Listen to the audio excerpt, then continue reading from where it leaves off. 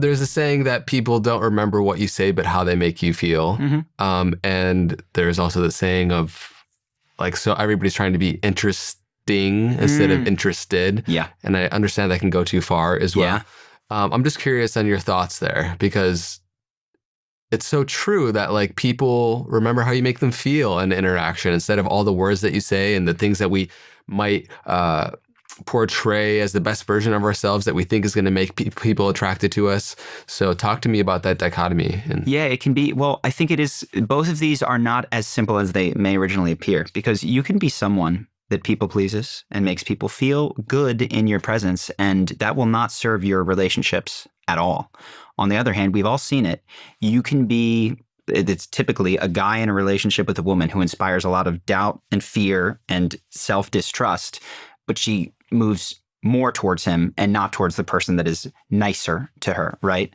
So what is true in there is that we think it's our accomplishments and our resume, and I've seen this in New York where guys are handing out business cards that matter. It is the internal experience of the person in front of us which determines so much about if we're able to connect with them and relate to them. So the goal is, of course, it's not to make people insecure in order to connect with them, but early pickup artists realize that you can do that. You can go out, you can inspire some level of insecurity in women, and that is very different than most men, and they will actually move towards that. Problem comes down the line where you have a relationship that is now based on, I make you feel insecure, and then you try to win me back type of a thing. So there's that one. And then the other one that you said was in order to be interesting, be interested. And you mentioned it can go too far, and it definitely can. So when I'm talking about first impressions with people, the mistake is that, especially around people in positions of power, they're like, I'll just show them how interested I am. So people, well-meaning, will come up to me and like, I loved this video that you did and that video, and help me. And it's all very kind and nice, but that can feel like too much, too fast. And if you take that and you imagine people in other positions of social power, which can be a woman at a bar who is going to be approached and spoken to many times, leading with pure interest is actually alienating, right? So what we've tried to help people do is to make a first impression in a different sequence that ends up at, let me show my interest. But before that, you run through, have I made them feel a feeling of fun? So the ways that we can inspire fun are these subtle little non-literal responses to things that people are normally literal about. Any sort of playfulness here. Let me think of an example. You're at a party. There's a bunch of food that's out in front of you. You're in conversation. Hey, what do you do? And they say, what do you do? You say, I'm just here to test the M&Ms or something like a little bit of playfulness. And as you get used to it, and if you do a little bit of improv, there's always something that's available for you to be non-literal in the moment. If you look back at some of the times that we've laughed, it's me poking fun at myself or you poking fun at yourself. It's when we're not like, well, actually, I'm still not awkward today, Andre, right? So fun is the first emotion that you want someone to feel to make a great first impression on them. The second one is trust. Trust is primarily in short interactions communicated via body language. It's eye contact. It's are you showing people your palms? Or like, if I sit like this and I'm like, yeah, like there's an immediate sense that you can't trust me that will come through, and it's sub-perceptual. Nobody's going to walk and be like, I don't trust that guy, but they just might shift to a different area of the party. So trust is incredibly important. A lot of body language stuff that comes through that. And the way that you speak. One simple thing is that if you're in a group and people are cutting each other off, that's totally fine, but finish your sentence strong.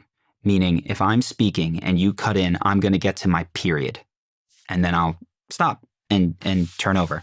This isn't a hard and fast rule amongst good friends, but if you're in a social environment, we tend to trust people that value what they say and can share and play. So get to the end of your sentence before you type of a thing.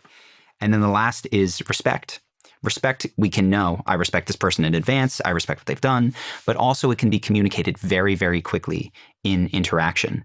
And where it comes through is those initial questions, that these get to know you questions. What do you do? Where are you from? What brings you here? Do you come here often? Where you share values of your own that the other person can tap into and connect with. That is often where respect is built.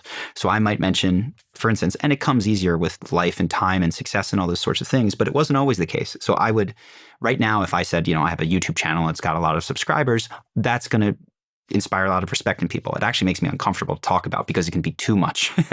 But early on, when I had nothing and I was a broke consultant that didn't like his job, people would ask me what I did. And I would say, what do you mean what I do for work or what do I love? And they say often, well, both, or no, what do you do for love? And I would say, well, I'm an aspiring rock musician. I heard you should know. And I would be playful about it. But oh, you play the guitar? Oh, yeah. And you saying that sort of a thing. And so now there's an area for them to respect me, as opposed to I'm an analyst at XYZ company, which inspires little to no respect in most people. So it's answering those first questions in a way that people connect with the values in your life and see that you're a person of ambition, drive, connection, etc. And then that can all happen in like 30 seconds. Doesn't take long. If you flip interest on at that point, then it's wonderful. Tell me about you. What do you do? Oh, that's so cool. But most guys just lead with, what do you do? Oh, I'm a nurse. Oh my God, a nurse. That's so amazing. And it happens with, I use men because I work a lot with men, but it happens with women too, where in an attempt to be liked, they'll just tell everyone how wonderful they are without revealing any of the cool, interesting things about themselves in that first minute of conversation. Those are so helpful. And I'm curious what your thoughts are on, we spoke to this earlier about how we need to essentially try and rebuild and do these things that maybe feel unnatural to us at first. Mm-hmm. My friend Peter Crone has this great saying, decency is the absence of strategy. And so it's like, how do you juggle having strategy, like this is my plan to connect, whereas to not have an agenda is actually like in many ways the way to like be truly present with someone. Yeah. Well, I think one thing, I like Peter Crone a lot. He's not my friend yet, but maybe one day. You guys will love each other. maybe we'll connect. But I enjoy his stuff. I think that one thing that I have to be careful of, and that older people have to be careful of, is advising people to do things differently than the way that they did it. And so I think one thing that the sages and the masters often do is they'll give advice that is like, drop your strategy, just be yourself, let go. It's like, well, what were you doing at 22? Like strategy, not letting go. And so I really think that it is connected, even though it seems different. It's really important to allow for a phase. And again, it can be tempered with ethics and values. You don't need to lie. But my goodness, you've learned skills in your life. The idea that you couldn't learn a social skill, especially when so much of us have bad examples growing up, that there might need to be a period of conscious development, that is somehow insincere, unethical, or not decent, I don't subscribe to. And I doubt that Peter does as well. So I would say there are phases to this sort of thing. And just to be honest with yourself, are you in the phase where it would really behoove you to sit with these mindsets, do some more concrete exercises, and this is what's important, don't be pure strategy. Take one thing out with you. So for instance, I would often I just have to say one more sentence that I'm comfortable with. I'm not going to sit here and think, how are my hands? How are my eyes? How are my feet? Have I done this? Am I wearing the cool colors? Whatever. It's just when I'm at the line at Chipotle and I get there and she says chicken or double chicken, I'm going to say double chicken. I'm a grown boy. I need my stuff, or whatever. And we get to the thing. How was your shift? One more sentence in the Uber, one more sentence with my boss. I would take these core things. One day it would be eye contact. And I spent like 2 weeks like this with people, and it was not a good idea. But I had to learn that. So it was one piece of experiment at a time, which would allow for authenticity to come through and also conscious development to push my frontier. And now today, it is way more absence of strategy. Like if my eye contact isn't great, so be it. That's okay for me at 37, having taken the arc that I've taken. If you're interested in the fastest method that I have to build your charisma, your social confidence, you may be interested in checking out Charisma University. It's our 30-day program to take your charisma and confidence to the next level. And this is what just some of our members have to say about it. I don't even have a bachelor diploma, yet they want me to fill this position. And when I asked why, this was the answer. You have great social skills, which is rare for an engineer. You can think quickly on your feet, and you are open and self-assured in your demeanor. Thank you so much for all that you have taught me. You have truly changed my life, because without Charisma University, I wouldn't have qualified for that position in a million lifetimes. Or check out this student's experience with dating. Loving the course. I've liked a girl for over a year now, but never thought much of it because I thought she was just too pretty. Took your lessons, gave things a shot, and now we are dating. And try this one out for friendship. It has been truly incredible. I have instantly had results that seem insane. So many more meaningful conversations.